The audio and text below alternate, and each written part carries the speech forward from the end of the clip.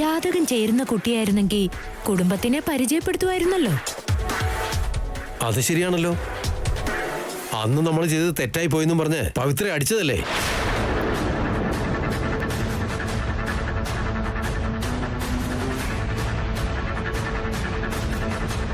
മകൻ ചെയ്ത് തെറ്റ് അവരെന്താ കണ്ടില്ലെന്നാണോ?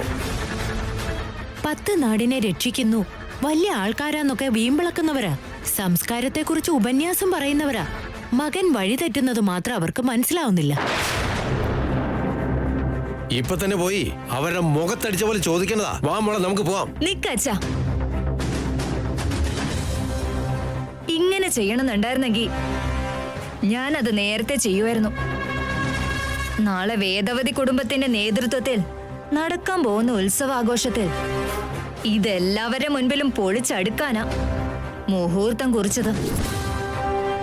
എന്നെ വേണ്ടെന്ന് വെച്ച് മറ്റൊരു പെൺകുട്ടിയെ കല്യാണം കഴിക്കുന്നത് സഹിക്കാൻ പറ്റുന്നില്ല.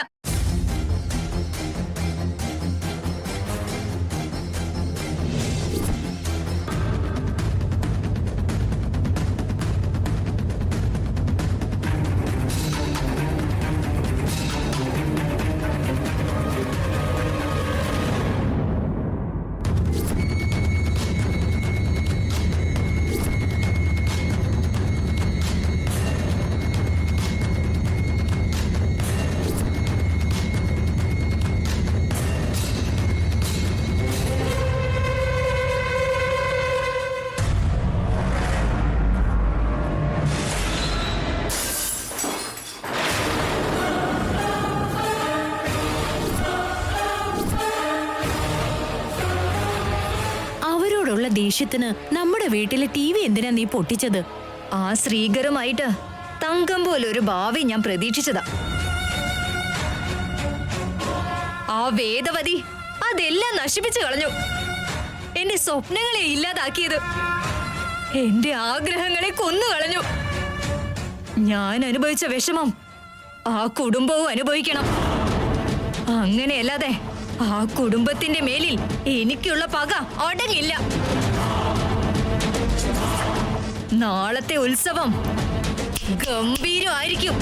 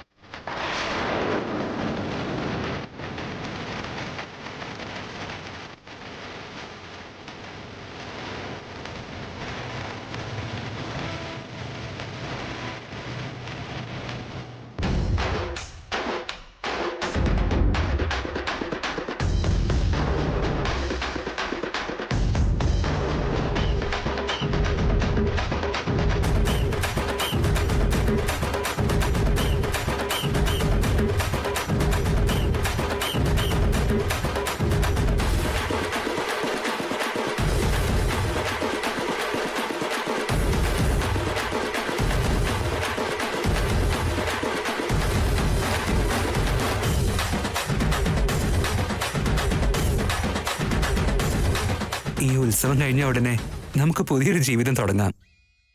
എനിക്ക് എങ്ങനെയെങ്കിലും ഒരു അവസരം കിട്ടിയാ നമ്മുടെ അമ്മയോട് നമ്മുടെ കല്യാണക്കാര്യത്തെ പറ്റി പറയാൻ നോക്കാം. ഈ തിരക്കിനിടയിലോ? ആ അവനി, ഞാൻ പറയുന്നതൊക്കെ അമ്മയുടെ അനുഗ്രഹം കൂടെ ഉണ്ടെങ്കിൽ നമ്മുടെ കല്യാണക്കാര്യവും എത്രയും പെട്ടെന്ന് തന്നെ എന്റെ അമ്മയും സമ്മതിക്കാൻ സാധ്യതയുണ്ട്. സത്യം തുറന്നു പറയാൻ ഇതൊരു നല്ല അവസരമാണെന്ന് എനിക്ക് മനസ്സിലാവുന്നില്ല ഏട്ടാ. താൻ ഇനി പേടിക്കണ്ട, എല്ലാം ഞാൻ നോക്കിക്കോളാം.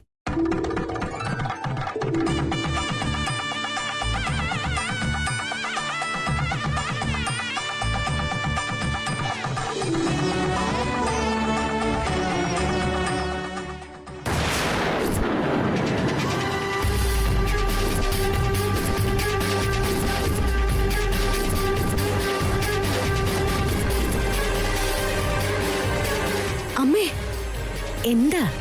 അങ്ങോട്ട് നോക്കിയേ.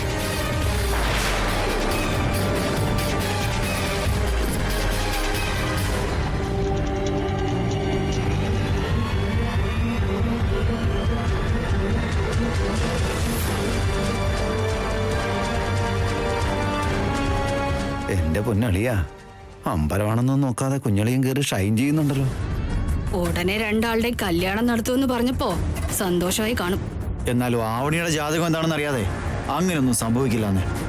ചേട്ടന്റെ കൂടെ ആ അവന് നിൽക്കുമ്പോ എനിക്ക് സഹിക്കാൻ പറ്റുന്നില്ല. അവനിയുടെ കൈ പിടിച്ച കാര്യം അമ്മമ്മയോട് പറഞ്ഞു കൊടുക്കും.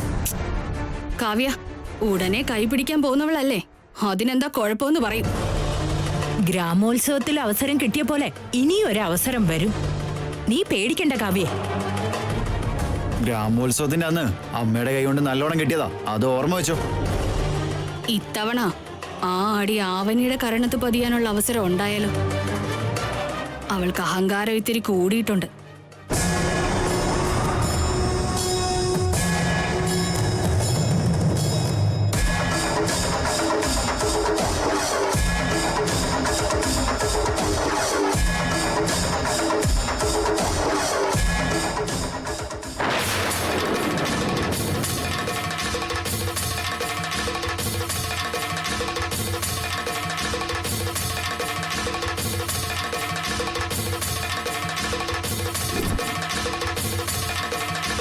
നമസ്കാരം അമ്മേ. നമസ്കാരം. നമസ്കാരം. നിങ്ങളുടെ കൈകൾ കൊണ്ട് ഈ അഖണ്ഡ ദീപം തെളിയിച്ചാലും.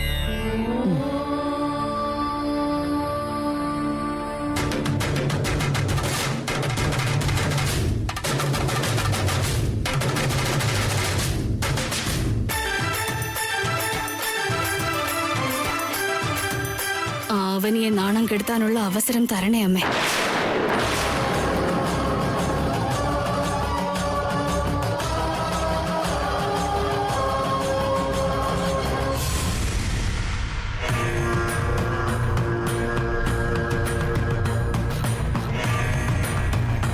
ഗ്രാമോത്സവത്തിൽ ലാവണ്യം ആൾക്കാരും എന്നെ പ്രതിയാക്കിയതുപോലെ ഈ ഉത്സവത്തിലും എൻ്റെ മേൽ അങ്ങനത്തെ പരീക്ഷണങ്ങൾ ഉണ്ടാവാതെ നോക്കണേ അമ്മേ.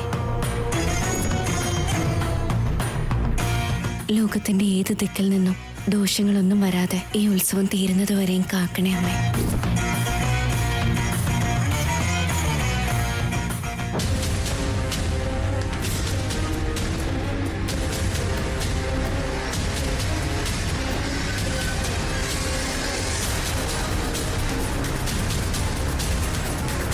ഇന്നലെ തൊട്ട് കണ്ടുകൊണ്ടിരിക്കുവല്ലേ, ഇനി എത്ര പ്രാവശ്യം കാണണം? ചിലതൊക്കെ കണ്ടു കഴിഞ്ഞാ കണ്ടോണ്ടിരിക്കാൻ തോന്നും അമ്മേ. എത്ര തവണ വേണമെങ്കിലും ഞാൻ കണ്ടോണ്ടിരിക്കും. നിന്റെ അടുത്ത് ഇങ്ങനെ ഒരു തെളിവുണ്ടെന്ന് അവരാരും ഊഹിച്ചു കാണില്ല. ഇത് തെളിവ് മാത്രമല്ല തുളസി,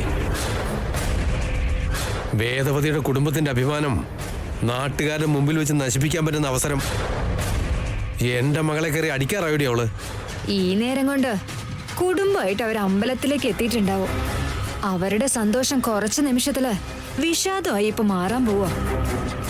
ഐ ആം കമ്മിങ് വേദവതി.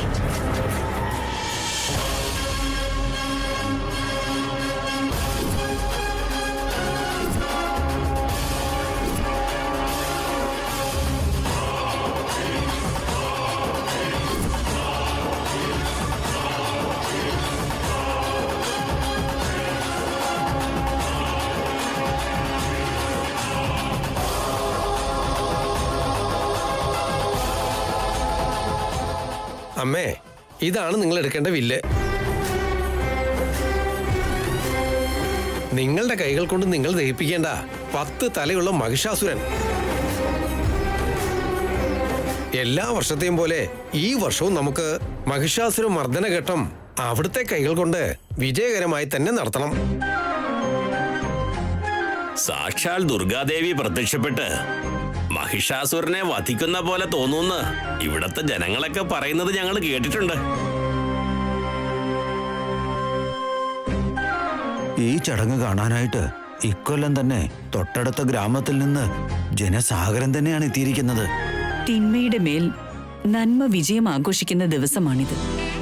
ഇതൊക്കെ നേരിട്ട് കാണാൻ നമ്മള് തീർച്ചയായും എന്തോ പുണ്യം ചെയ്തിട്ടുണ്ടോ? സത്യമാണ് നിങ്ങൾ പറഞ്ഞത്. വരുന്ന വർഷം ഈ ചടങ്ങ് എന്റെ ഇളയ മരുമകളുടെ നേതൃത്വത്തിൽ നടക്കണമെന്നാ മനസ്സുകൊണ്ട് ഞാൻ ആഗ്രഹിക്കുന്നത്.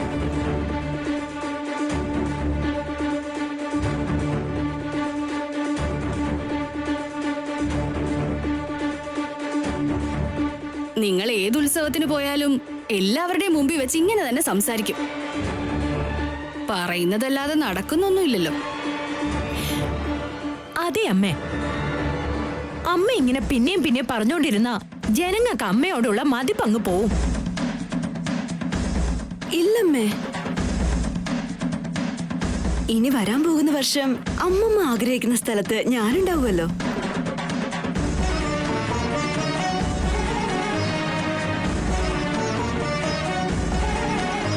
നീ ഈ ഡയലോഗ് അടിക്കും, അത്യാഗ്രഹം ഉണ്ടാകരുതെന്ന് നിന്റെ അമ്മൂമ്മ കൗണ്ടറും അടിക്കും. കുറെ കാലമായിട്ട് ഇതൊക്കെ തന്നെയല്ലേ കണ്ടോണ്ടിരിക്കുന്നേ.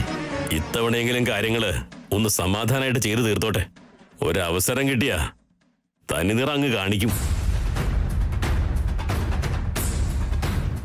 ബാക്കിയുള്ള കാര്യങ്ങളൊക്കെ ഭംഗിയായിട്ട് പൂർത്തിയായല്ലോ അല്ലേ പൂജാരി? എല്ലാം പൂർത്തിയായിട്ടുണ്ട്.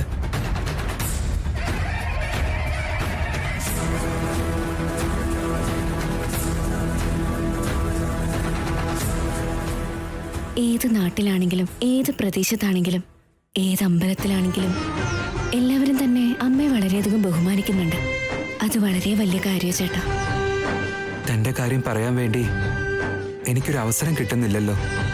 എല്ലാവരും ഇപ്പൊ നല്ല സന്തോഷത്തിലാ. ഇപ്പൊ നമ്മുടെ കാര്യം പറഞ്ഞാൽ ചിലപ്പോ അമ്മയ്ക്കത് അംഗീകരിക്കാനും പറ്റിയെന്ന് വരില്ല. നിങ്ങളുടെ വീട്ടിലെ മരുമകളെ ഞാൻ തന്നെ മതിയാകുമെന്ന് എനിക്ക് പോലും ഇടയ്ക്കിടയ്ക്ക് തോന്നാറുണ്ട് ഏട്ടാ. അങ്ങനെ ഒരിക്കലും തോന്നരുത്.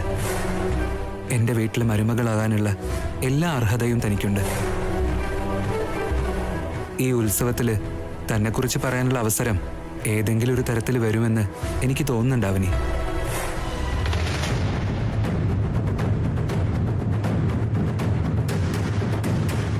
എങ്കിൽ പോയാലോ? വരും.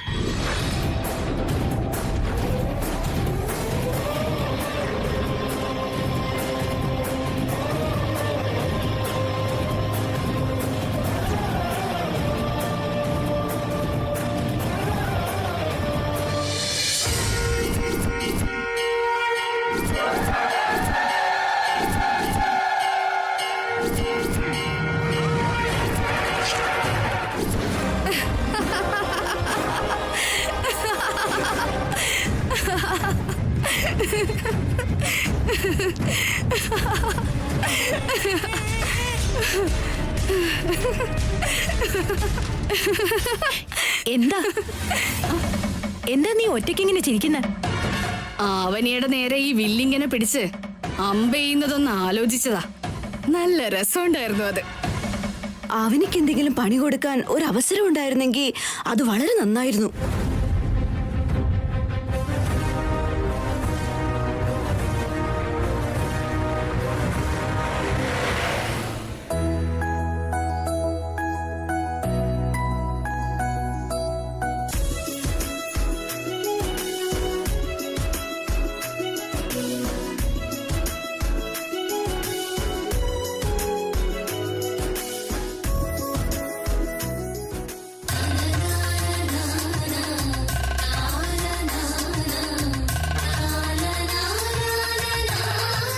ഇവരെ കാണുമ്പോ ഒരാൾ മറ്റൊരാൾക്ക് വേണ്ടി ജനിച്ചതാണെന്നാണ് എനിക്ക് തോന്നുന്നത്. അതെ വേദ, ഇക്കാലത്തിനിടയിൽ ശ്രീകർ ഒരു പെൺകുട്ടിയുമായി ഇത്ര അടുക്കുന്നത് ഞാൻ കണ്ടിട്ടേയില്ല. കുട്ടികളുടെ മനസ്സിൽ ഒരാളെ കുറിച്ച് മറ്റൊരാൾക്ക് നല്ല മതിപ്പാണെന്ന് എനിക്ക് തോന്നുന്നത് ഏട്ടാ. അവരായിട്ട് എന്തെങ്കിലും തീരുമാനിക്കും മുമ്പ് നമുക്ക് അവരുടെ കാര്യത്തിൽ ഒരു തീരുമാനം എടുക്കണം. ആവനിയുടെ ജാതകം ഒന്ന് കണ്ടുപിടിക്കണം.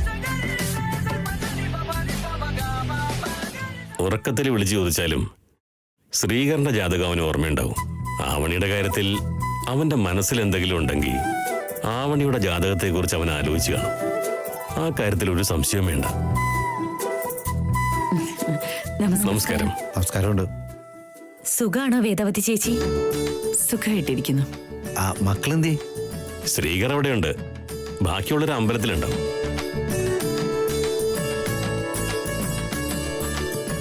പെൺകുട്ടി ആരാ? ഞങ്ങളുടെ ഒരു ബന്ധത്തിൽ പെട്ടതാ. ഒരു കാര്യം പറഞ്ഞാ ഒന്നും തോന്നരുതേ. സാരമില്ല, പറഞ്ഞോളൂ. നിങ്ങളുടെ മകനും ആ പെൺകുട്ടിയും അങ്ങനെ അടുത്തടുത്ത് നിൽക്കുമ്പോ അവര് തമ്മിൽ നല്ല പൊരുത്തമുള്ള പോലെയുണ്ട്.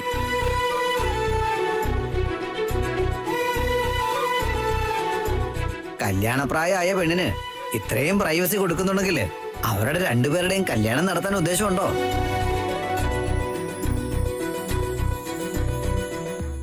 അമ്മയുടെ അനുഗ്രഹം ഉണ്ടെങ്കിൽ ഉറപ്പായിട്ടും സംഭവിക്കും. അപ്പൊ അമ്മയുടെ അനുവാദത്തിന് മുമ്പേ മനസ്സിൽ അങ്ങനെ ഒരു ആഗ്രഹം ഉണ്ടെന്ന് സാരം.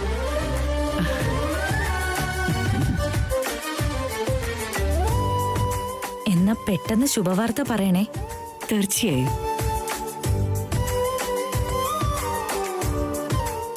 പോയിട്ട് വരട്ടെ. എന്നാ ശരി. താൻ നടക്ക്.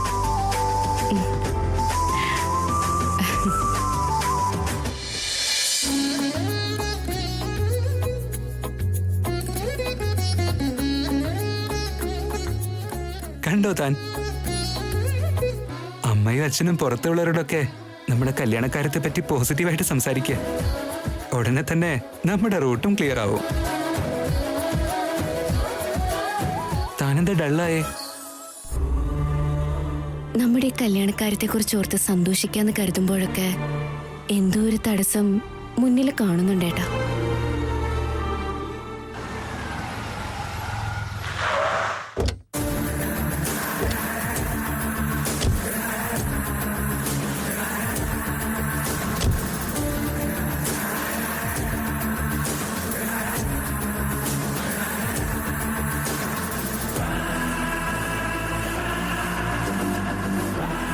തങ്കം പോലൊരു സത്യം ഇപ്പൊ പുറത്തു പറയാൻ പോവോ? ഇതവര് കണ്ട ശേഷം എന്റെ മകൻ എന്റെ ഹൃദയം തകർത്ത് കളഞ്ഞു എന്ന് പറഞ്ഞ് ആ ഹൃദയം നിലയ്ക്കണം. അവനിക്ക് കൊടുക്കാൻ പറ്റുന്ന നല്ല പണിയുടെ എന്തെങ്കിലും ഐഡിയ ഉണ്ടെങ്കിൽ ഒന്ന് പറ ചേച്ചി.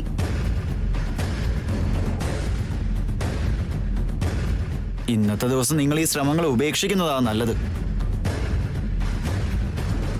നീ ഇപ്പൊ എന്താ പുറകോട്ട് നിൽക്കുന്നേ?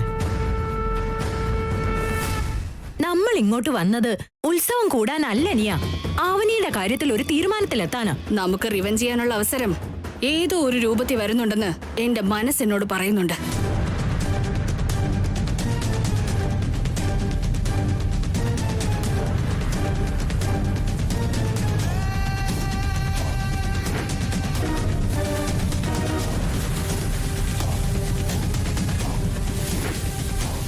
അത് നോക്കിയേ.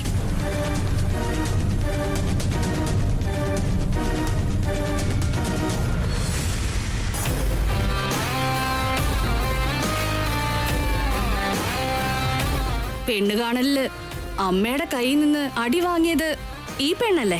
ആ, അവള് തന്നെ. ഉത്സവത്തിന് ദർശനം ചെയ്യാൻ വന്നാണെന്ന് തോന്നുന്നു.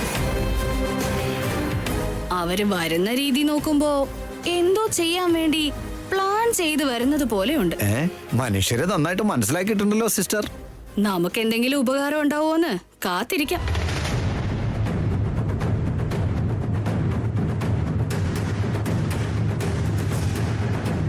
സുഖാണോ? ഞങ്ങളുടെ കാര്യമൊന്നും പറയണ്ട. ഫാമിലി മെമ്പേഴ്സ് എല്ലാവരും വന്നിട്ടുണ്ടല്ലോ. എല്ലാരും ഉണ്ട്. ഞങ്ങൾ എല്ലാവരും നിങ്ങളെ കാണാനായാ വന്നത്.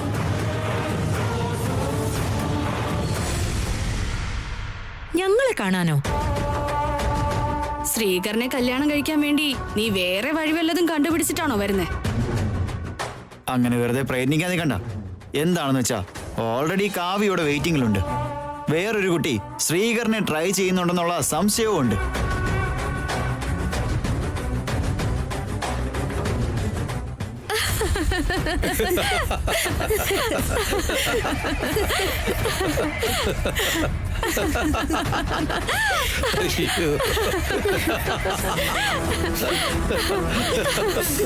നീ ഇപ്പൊ തമാശയൊന്നും പറഞ്ഞില്ലല്ലോ അളിയാ.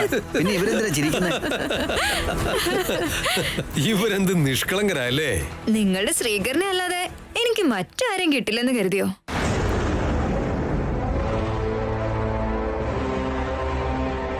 അല്ല, ഓൾറെഡി കല്യാണം കഴിഞ്ഞ ഒരുവനെ ഞാനെന്തിനു കാത്തിരിക്കണം?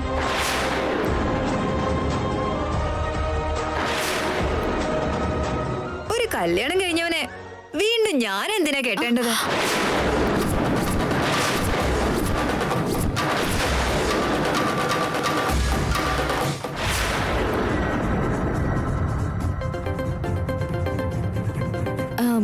ചേച്ചിയാണല്ലോ വിളിച്ചോണ്ടിരിക്കുന്നത്. ഞാനൊന്ന് സംസാരിച്ചിട്ട് വരാമേ. ശരി. നമ്മളെല്ലാവരും കേട്ടത് ശരിയാണോ? വിശ്വസിക്കാൻ തോന്നുന്നില്ലല്ലേ? നിങ്ങൾ കള്ളം പറയാണ്. എന്റെ ചേട്ടൻ കല്യാണം കഴിച്ചിട്ടില്ല. ഇപ്പോഴാണെങ്കിലും എന്നെ കല്യാണം കഴിക്കൂ. അങ്ങനെ സ്വപ്നം കണ്ടുകൊണ്ടിരുന്നാ നീ കിളവിയായി പോവും. നീ സത്യമാണോ പറഞ്ഞത്? 201%. ആ സത്യം പറഞ്ഞ് നാണം കെടുത്താനാ വന്നത്. നിങ്ങളുടെ ചെക്കൻ ഒരു പെണ്ണിന്റെ കഴുത്തിൽ താലി കെട്ടി നിങ്ങളുടെ കണ്ണിപ്പെടാതെ ആ പെണ്ണുമായിട്ട് കറങ്ങി നടക്കുന്നുണ്ട്.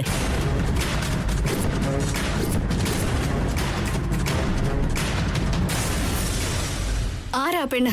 നീ പറഞ്ഞതിനൊക്കെ തെളിവെന്താ ഉള്ളേ? നിങ്ങൾ ചോദിച്ച തെളിവ് ഈ മൊബൈലിലുണ്ട്.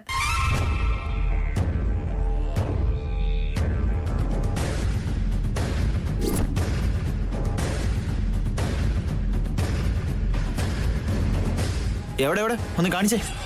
ഇതിലുള്ള സിനിമ അമ്പലത്തിൽ വന്ന മുഴുവനും ആൾക്കാരെ മുന്നിൽ കാണിക്കൂ. ആ പെണ്ണ് ആരാ എന്താണെന്ന് ഞങ്ങളും കൂടെ ഒന്ന് കാണട്ടെ. ജസ്റ്റ് ഒന്ന് കാണിക്ക് പ്ലീസ്. ഇത്രയും ദൂരം ഓടിക്കിതച്ചു വന്നത് സത്യം തുറന്നു പറയാൻ വേണ്ടി തന്നെയാ.